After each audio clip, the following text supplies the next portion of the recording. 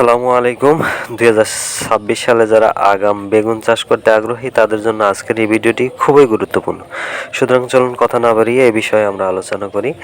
আগাম বেগুন চাষের জন্য ভালো ফলন পাওয়ার জন্য শুধুই জমি ও সার ব্যবস্থাপনা নয়, ভালো মানের সুস্থ সবল চারা নির্বাচনও অত্যন্ত গুরুত্বপূর্ণ। তাই চারা কেনার সময় যা দেখে নেবেন এটা অবশ্যই গুরুত্বপূর্ণ। প্রথমত, চারা যেন রোগমুক্ত ও সতেজ হয়, চারার পাতা সবুজ ও স্বাভাবিক হবে এবং চারার গোড়া শক্ত হতে হবে যেন লেদিয়ে না যায়।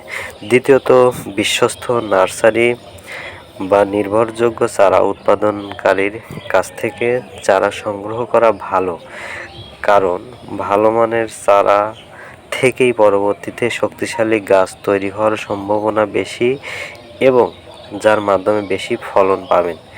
তাই আপনি যদি 2026 সালে আগাম বেগুন চাষের পরিকল্পনা করে থাকেন, তাহলে এখান থেকে ভালো মানের চারা ও জাত নির্বাচন নিয়ে প্রস্তুতি নিতে পারেন।